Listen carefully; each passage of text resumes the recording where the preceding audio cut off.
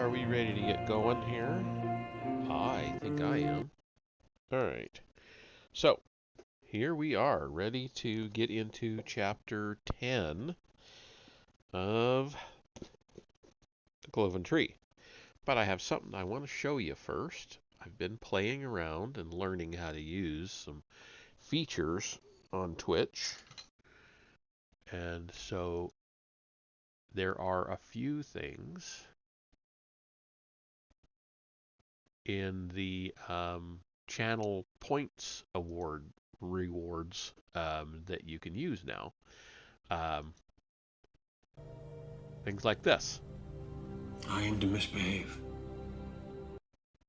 So things I like.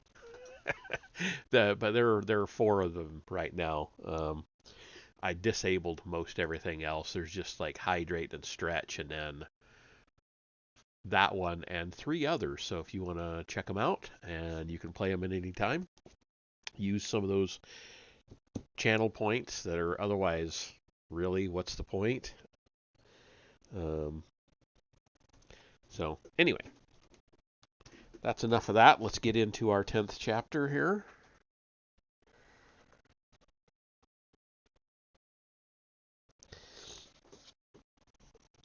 This one is titled Commitment to Keep. Who goes? Curtis said. It's just me, Sergeant, Owen said, coming from the tunnel entrance, leaving the tunnels for the first time in a week and a half. He straightened up and, seeing the mounts, remembered another question. Why'd we bring war horses if most of us are going through the old mine? They're in case we can't. If we got to ride through the Killia to the edge or the race, they'll triple our power, even with only half of us on them. They're proper trained, almost nothing short of a drake'll spook 'em. What are you doing out here, boy? For once, the old sergeant was not being a stickler for protocol. His tone was affectionate. I'm reporting, I guess. They found part of the book in the lair. Mr. Taurus thinks the rest of it'll be in the castle. He sent it toward the old mine with Builder, Orin, and Norinair. What? He sent it toward the old mine with Builder, Orin, and Norinair. You all right? That's kind of a weird sentence. He asked, noticing the sergeant's limp was much more pronounced. Curtis made a deprecating wave. Got a twinge in my leg. Haven't felt it for some time. Long time. I've been trying to remember the last time I felt it. Can't place it, though. Walk with me to my saddlebags, if you would, son. Got some medicine there. They started walking, and Owen said, Not the liquor, I hope. They say you used to be quite a drinker. Curtis snorted in disgust. Drink slaves more accurate, though it's been 15 years since I had a touch of the stuff. I carry some with me. Bad luck for me not to have whiskey around when I'm campaigning, but I don't touch it anymore. Just in case, though, I also got some of the stuff I used to break myself out of the drinking chains. Make me sick if I drink. Hard to enjoy liquor if you ain't sure if you'll have control of your belly, bowels, and bladder. But what I'm looking for is some medicine good for old bones. At his bedroll, Curtis looked around out of habit. Dedoran and the three other King's Guards were checking the picket lines and keeping watch. Satisfied that the camp and horses were still hidden in the ravine and the bush, he nodded. Fortuitously, Curtis picked up his saddlebags and carried them with him instead of just picking out what he needed. They headed back toward the tunnel entrance. Bad luck? To not have drink with you? Curtis shrugged. I'm a little superstitious. Every campaign I went on without it failed. To think the Likers' fault that I taint the... It's Likkers, so I'm not sure. That's why I'm a little confused. We'll say Likers. 'Tain't the liker's fault that I let it get to me. 'Twas mine. Had to learn that I could have it and not drink it. That was the hard part." He paused, wondering if he should admit the rest. After a moment he added, "That and the bad dreams, anyway." Owen was caught off guard. "Bad dreams?" he asked, thinking of his mother's night terrors. "Yeah. You see, I was in the mines like your dad, but I wasn't born in 'em. Maybe that meant I wasn't as tough. I was a soldier captured from a scout platoon. Gant got ambitious and decided to use extra slaves as battle fodder. The dumb orcs picked me to help show 'em blades. After it was all done, I got back into the king's service, but it took me a long time to deal with the nightmares. Depressin' thoughts to darken the day, but it's a fine day, don't you think?" Excuse me. "It's good to hear the birds' song after being in the tunnels," Owen replied. Curtis was nodding agreement when, as if a lever had been tripped, the birds stopped singing. The horses whinnied in fear, even the war horses. "Boy," Curtis said, suddenly grim and furious all at once, "back up the tunnel! Damn me for an idiot! Get up the tunnel! Hlemioch just found us. Twinge in the leg. How in all hells could I forget that? Quick and quiet, escape to report." Owen scrambled around the bush that hid the entrance. Thankfully, he had brought no gear with him to leave behind, he noted, and his last sight of Curtis was of him rifling through his saddlebags. Then 14 feet up the tunnel, he ducked into a niche on the right side to listen. Heavy footsteps sounded outside. At first he was not sure of them, but then he heard Curtis draw one sword and knew he was about to hear the old man die. "Who goes?" Curtis said to the enemy, using exactly the same phrase he had with Owen. This time, however, he sounded slowed, as if by extreme fatigue. "Why, you're legionnaires," Curtis said, now more fatigued than ever, except Owen heard the man drink and belch.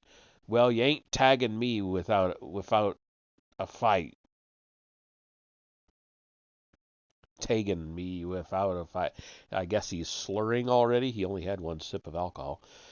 Shocked that the man had been unhinged so easily, Owen could only listen in horror as Curtis swung his sword futilely, swishing it through the air with a great deal of banging and thrashing as it hit stones entangled in briars. How in all hells could the blade master be that incompetent? "Hey, give me back my—" Here Owen heard a tremendous belch. "Sword! Can't you fight fair? Give me back my sword!" "Damn you, Curtis," Owen heard Rorhan say. "When in 100 hells did you start drinking again?" Again? Owen could practically hear Curtis scowl at Rorhan, as if he'd said that what? As if he'd said that was good for thirst. "What do you mean, again? Still, you should be saying. Wish I had a still 'bout now. Almost out of liquor." Oh, liquor. That's what it's supposed to be, like liquor as in the alcohol, but it's spelled Likker in here. "And I had you all fooled, thinking I'd dried up, and you never touched my saddlebags, dern fools, every one of you." Again Owen heard him belch. On the verge of weeping, he paused. Curtis's saddlebags had been inspected every day until they deployed. All of Curtis's gear had been. Curtis had insisted on that, and every day a different man had done the work. "Sergeant Wilmer had me help him do it at least twice," he thought. "What's he talking about?" Concentrating, he started listening again. "And it's a damn fool idea to come into these mountains after that dumb wizard. A feller ought to know better'n to have anything to do with a man whose name rhymes with gizzard. Never heard no one compl- compl- say anything good about a chicken belly 'cept if it's cooked right. But we follows the orders to come after that wizard 'cause he's got some book. Be silent, Dadoran shouted. You're just jealous 'cause I got the sense to be drunk right now. Besides, we been he belched. Cured all five of us, so's you ain't got any rank no more, and if Krauger didn't know we was here, how'd these fellas find us? A new voice spoke, deep and deeply deadly. Krauger did you say? Why Krauger? The sound of a bottle shattering as it dropped was deafening. Because, Lord, we was told that he had a book. They didn't say more than that. God, this is tough to read out loud. They headed over them hills, seeing if they could take it from him, and we only had one gizzard with us to take him down. One wizard? The illusion hiding this gully was powerful, skillfully cast, the deep voice noted. Owen heard Curtis stammer and belch at the same time. He's a powerful gizzard, Lord, with more'n a couple battle mages. You stink, man, the same voice said, of more than fermented drink.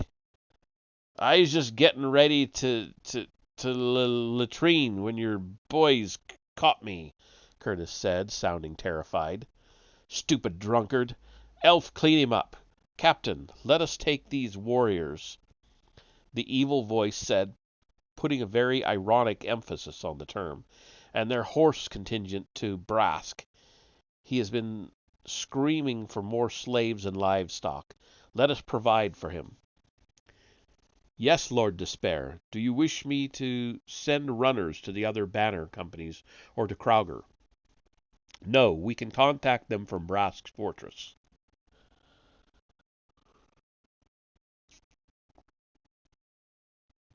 Orders were passed in a language that Owen did not understand, and the patrol moved off, with the mounts whinnying quite often. They were out of earshot within 5 minutes, but Owen waited long after that before he moved, not until he was triply certain that the birds were singing again. Okay, it must have jumped here. What? Mage Wilmer asked. Dedoran, Curtis, and the rest of them have been captured. I was talking to Curtis, and he mentioned a twinge in his leg. After a few minutes, the birds stopped singing, and Curtis told me to get back in the tunnel. He talked with them, and it sounded like he was drunk. Owen told them what he had heard. I don't know what to make of it. It was a bit confusing. Is it possible he started drinking again? Mage Wilmer asked. Owen shrugged, but Sergeant Wilmer shook his head. Amazingly, the hard-bitten, pessimistic guardsman had tears streaming down his face. No, Curtis told Owen the truth when he said he'd quit the bottle. All of us in the platoon knew that he carried that whiskey with him. Those of us who have been in service long enough remember the 3 years it took to dry him out for the last time, and his second divorce. For a moment he was silent. What you heard, Owen, he continued at last, was Curtis deceiving the enemy, deceiving them by using the whiskey he brought to make them think he was drunk. And the amount of liquor Curtis carried with him on this campaign would not last him a day, if he were still in his drinking years. They looked at Sergeant Wilmer in horror. The bottles combined held a gallon. If he is that enthralled to drink, yes, he'll have to go through drying out again. All of that done just to deceive them.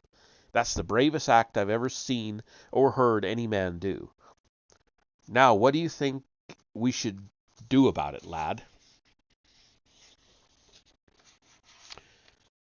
Owen was caught off guard by the question, so his answer was reflexive. We should get them out. Immediately he felt foolish, because he made it sound simple. Sergeant Wilmer's face broke into a wide grin, the first Owen had ever seen him smile. Curtis is right about you. You've good instincts. With the right training, you'd make a damn good soldier. Never mind that now, Mage Wilmer spoke. What do we do now? What do we do? Taurus and Tilda are asleep. They came while you were gone, Owen, and will be for hours. They haven't slept well for days. Can you contact the wizards with Lelebrin, Master Wilmer? Sergeant Wilmer asked. The mage shook his head. They are too close to Brask. Sorcerers have the same ability, if they are proficient enough. I might be able to utilize the Dwarven's signal hammer, but I don't know their signals. Do either of you? No?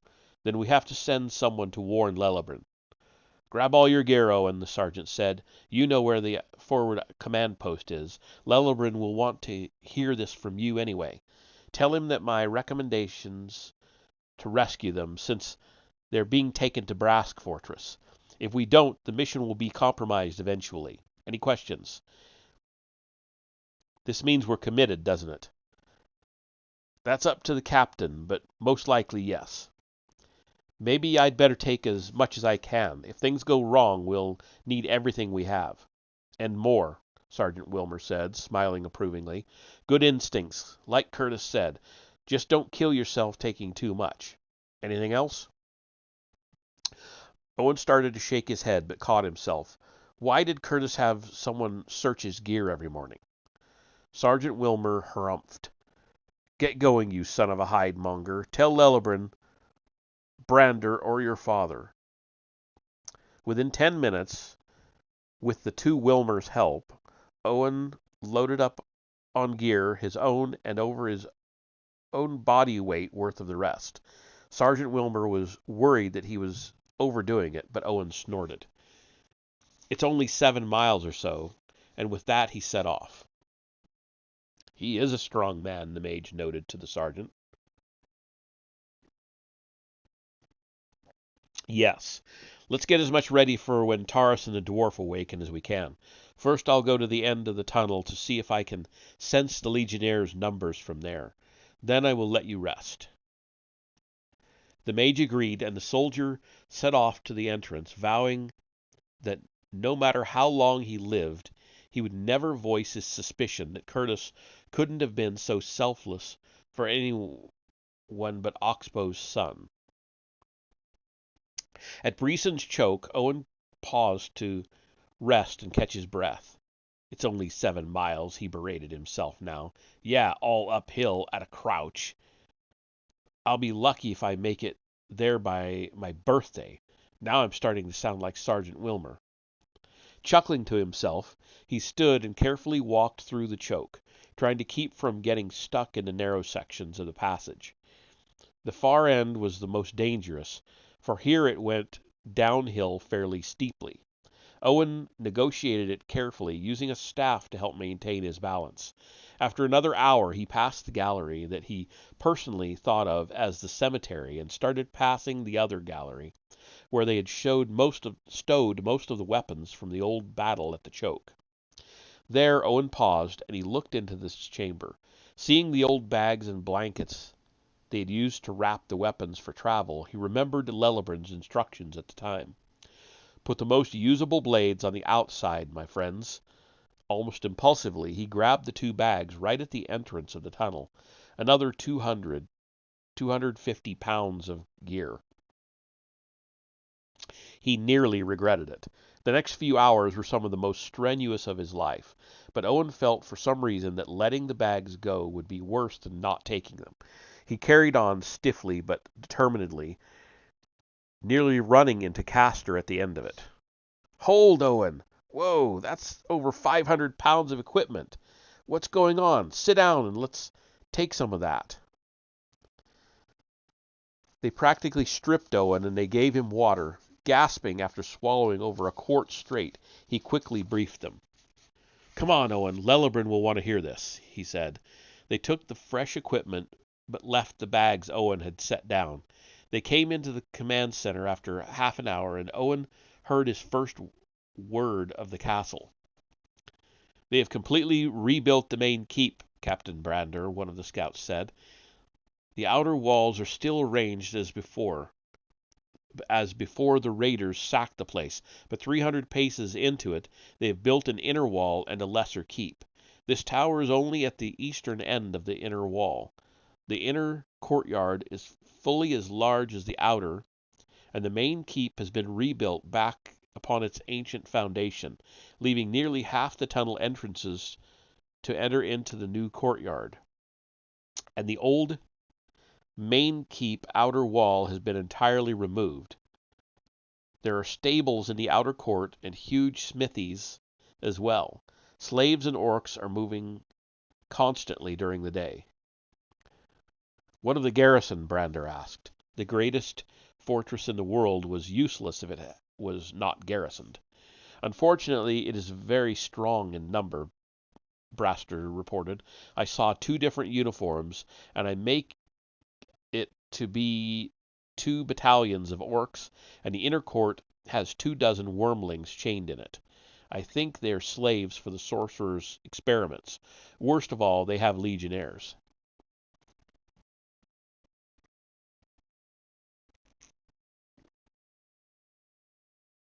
Everyone in the command post blanched at this.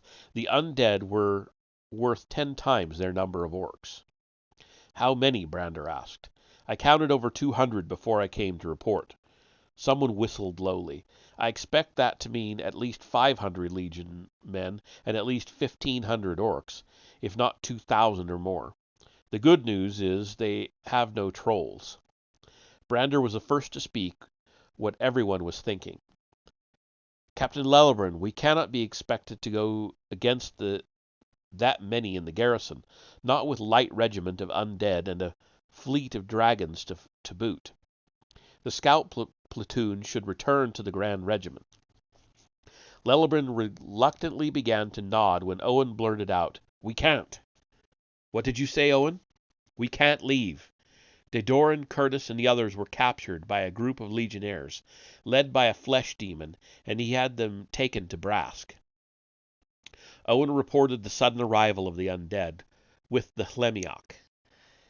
"He fooled them into thinking that we were going to assault Krauger because we thought he had the book, but they won't be fooled for long."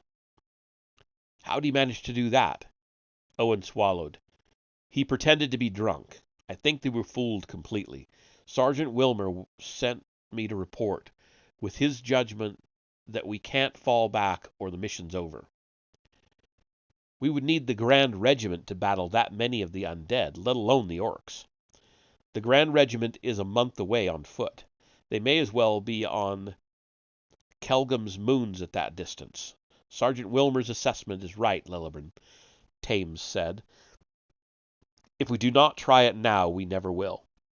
"True," the elf captain concurred. "Eventually they shall be tortured, and Curtis's dissembling shall then be in vain. But an Hlemiok? That doth be ill news indeed.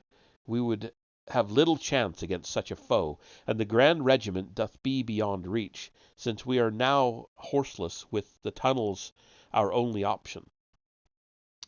Oxbow had been silent throughout this as he thought of the situation. Now he spoke. "Captain Lellebrun, how often are flesh demons part of a garrison? One this size?" Lellebrun startled. He had not considered that. "A minor post such as this?" He gestured to the map. "Almost never," he admitted. "So's he's more likely part of a patrol, meanin' he'll leave the place. I've never left a live man behind without trying to get him back. Not since Anders died, and to all hells if I'll start now." Excuse me, all of a sudden I got a runny nose. "You scouts saw 2 groups of orcs?" At their nods he continued. "You're right. There'll be at least 2,000, but 2 groups of orcs'll have trouble coordinating if the dung heap hits the oven. If we do this right, we'll keep 'em figuring it out until we're gone. It'd mean abandoning the mounts. A slight groan came from the soldiers. Good war horses are hard to replace, but if we pulled off surprise, it'd be a small price to pay. Some of the soldiers were still very unhappy with the idea, but Oxbow crushed that.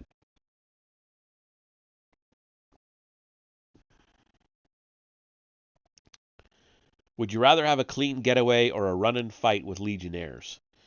I've buried friends before, friends whose deaths are needless, and it ain't a good feelin'. His voice was quiet but intense. Therion put a hand on his arm, and Thames said, "Please continue, Captain Oxbow." "All right. We've an inner wall here." He referred to the ad hoc map the scouts had rigged. "Stables are here in the outer court. Inner court has the 2 keeps. Even bet that the sorcerers and the legion men are in the main keep.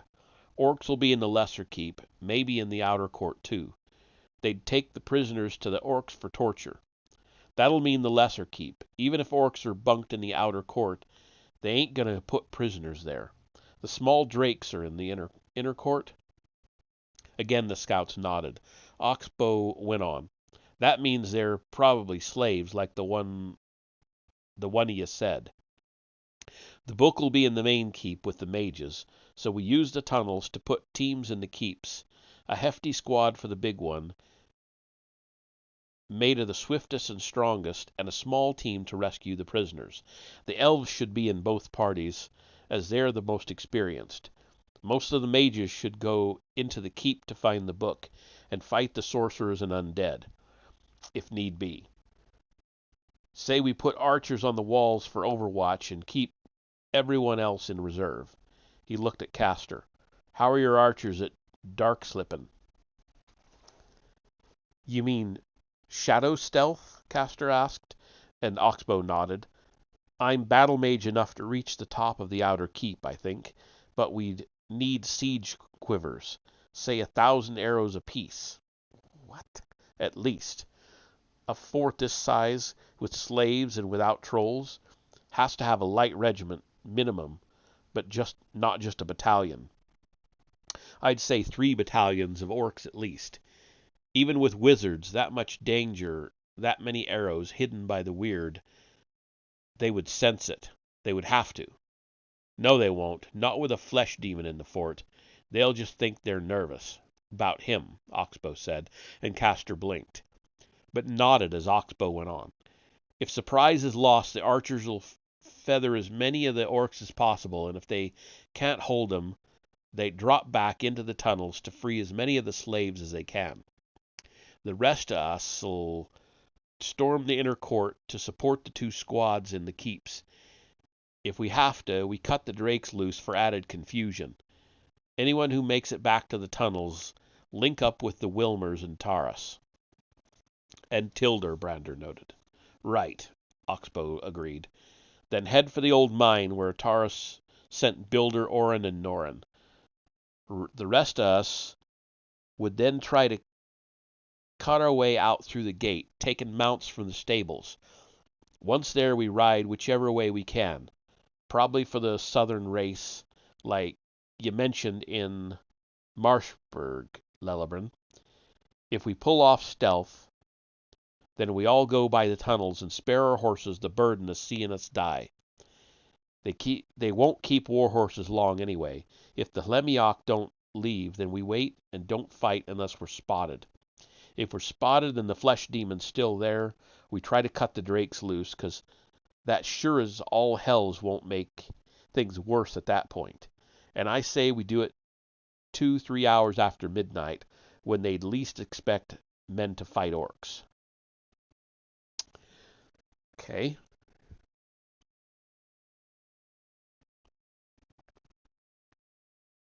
The entire party was stunned by Oxbow's bold, all-or-nothing scheme, and Owen realized that as much as the soldiers had doubted him, they had also doubted his father. One of the soldiers whistled, and then Braster laughed. "Curtis would love it. Thy plan is bold, Captain Oxbow, yet I doubt we could come up with a better one had we a month." "Had we a month, Lord Lillebran," Lord Thames said, "then we could contact the Grand Regiment. Captain Oxbow, may I suggest one slight modification? I would recommend leaving the dwarves in reserve as a heavy armor team to support those in the inner court. Oxbow concurred. Castor raised an objection. It is not a bad plan, but that is a lot of equipment for the archers to carry. A lot of equipment? Owen asked. 1,000 shafts, he repeated. At least. If we are discovered, each archer will need that many, and not just one bow either. He pointed to the lesser keep on their map. I'll want my ratchet bow when I go up there, facing either way. He gestured to the two pathways to the top of the keep. I can launch a volume of archery that will stop any infantry company sent to storm that point cold. He stabbed his knife. We can use magnetic armaments. Magnetic. We can use magiric armaments to defend our rear and our flanks, but we will be too vulnerable. Oxbow looked at Lellebran. You can't do it. You can't, or no, this is a question. You can't do it? Castor shook his head.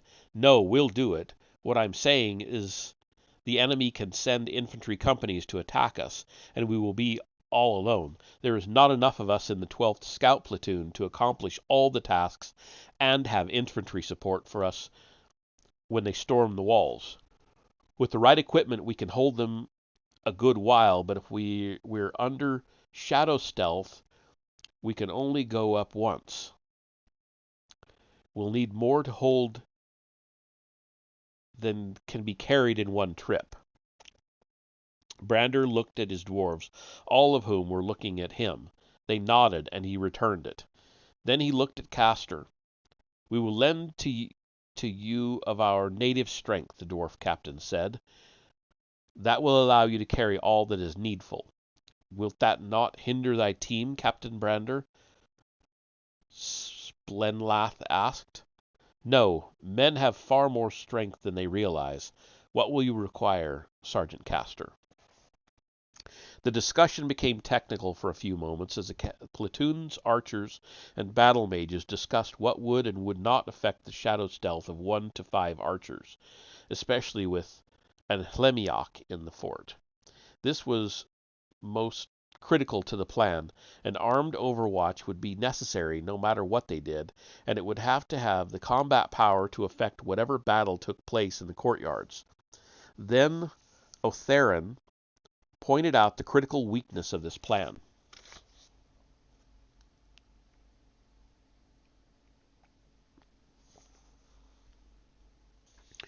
This course of action doth virtually guarantee that the enemy shall send 2 or 3 companies of infantry against the archers. Old McOwen whistled. He had not considered that. Castor looked at his archers and battle mages. He was as grim as Sergeant Wilmer when he spoke. That can't be helped, Master Otherin.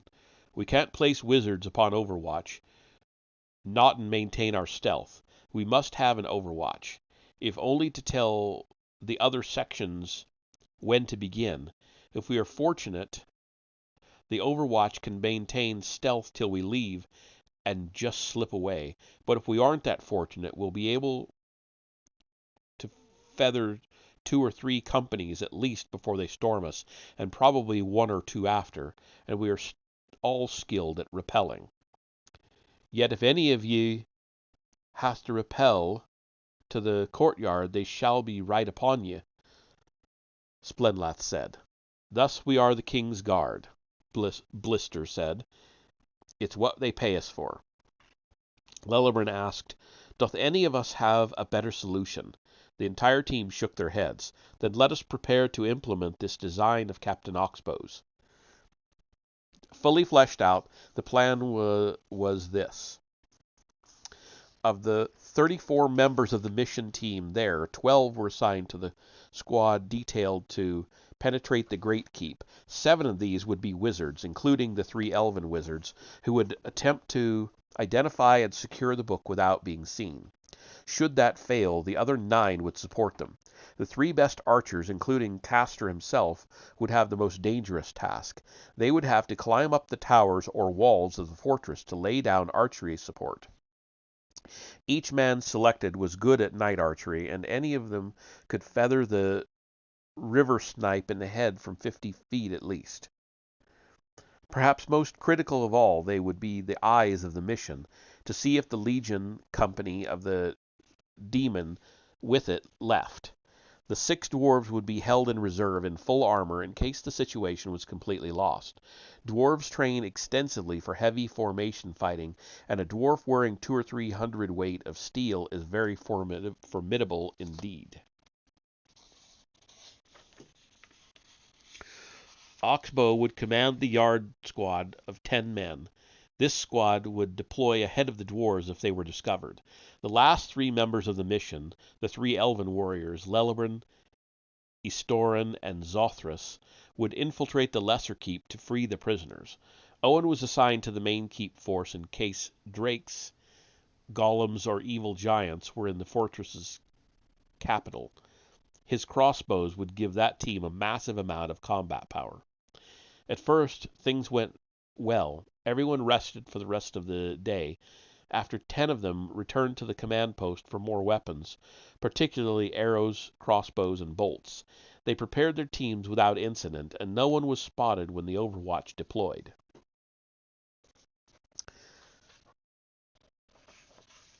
The Legion company that had captured Dedoran's unit left a little after midnight, with the Hlemiok in the lead on a riding drake. About an hour later, the dwarves relayed Tilder's message to the rest of the mission. They estimated that they were less than 2 hours away. The guard in the court and on the keeps dropped to a minimum. Lelibran gave the order and the teams moved to their final positions. It looked like they would be done before Taurus and the others arrived. Taurus was becoming sick of tunnels. He and Tilder had sought to rejoin the main mission, sending the other 3 dwarves with the book to the old mine because they were the most severely injured. So they had stayed in the tunnels, traveled through tunnels, slept in tunnels, eaten in tunnels. They'd done nearly everything but die in the tunnels, and Taurus wondered if they might not do that too. Maybe being around Sergeant Wilmer was affecting him. He thought darkly. The man was very competent, just pessimistic. Taurus's mind flashed back to when they had left the old headquarters. The sergeant had suggested that they carry as much of the weapons cache with them as possible, just in case.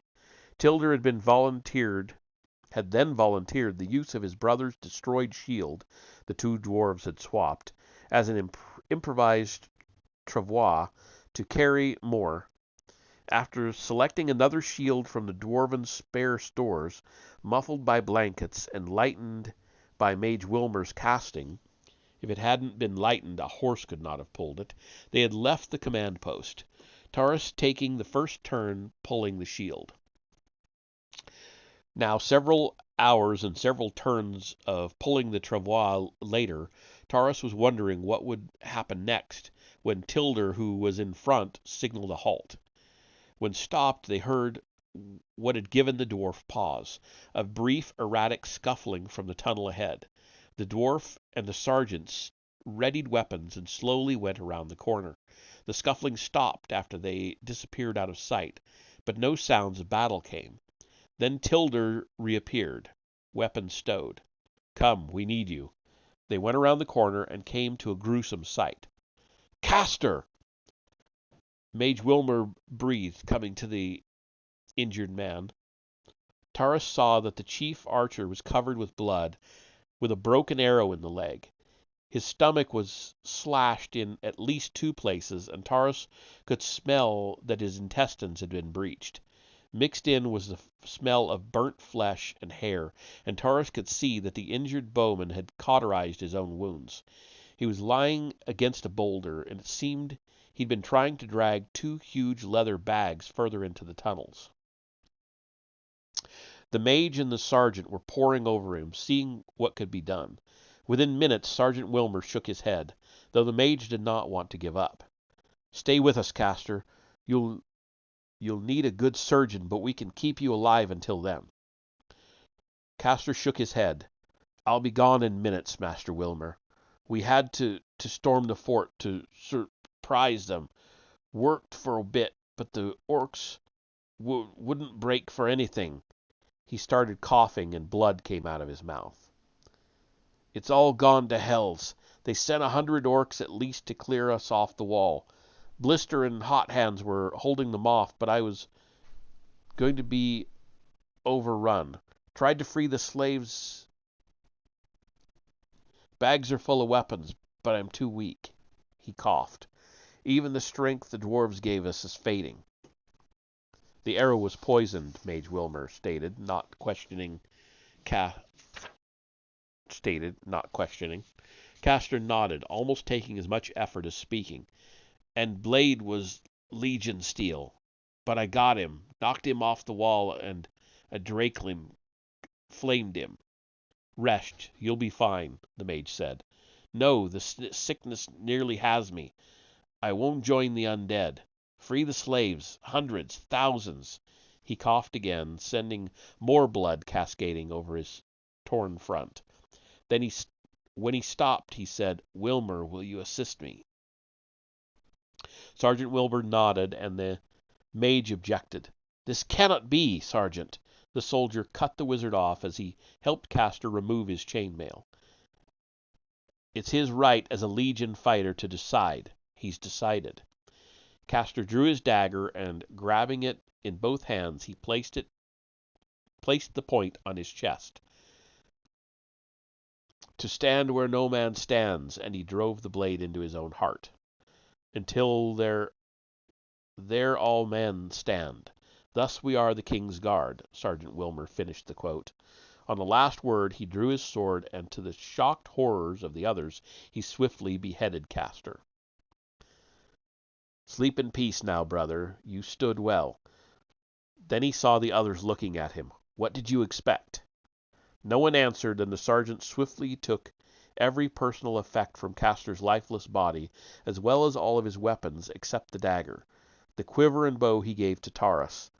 The chief archer's sword he gave to the wizard, who was the least heavily armed. Then he wrapped Castor's personal effects in a spare shirt and placed them in Tilder's pack. His family will want those.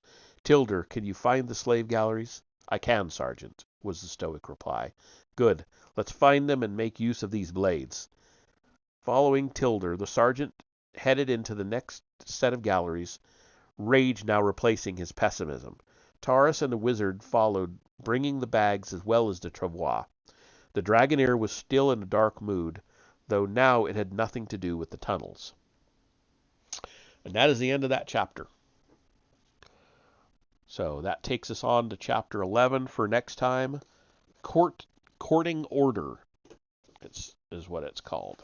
So we're a bit past halfway now, I think. Well, I think there are 20 chapters. So that was chapter 10. So we are exactly halfway, chapter-wise. Maybe not page-wise. Anyway, that'll be that. Let's see. I honestly don't feel like rating somebody tonight. I just don't. So I'm not going to. So I will just end it there, and I will see you in the next one.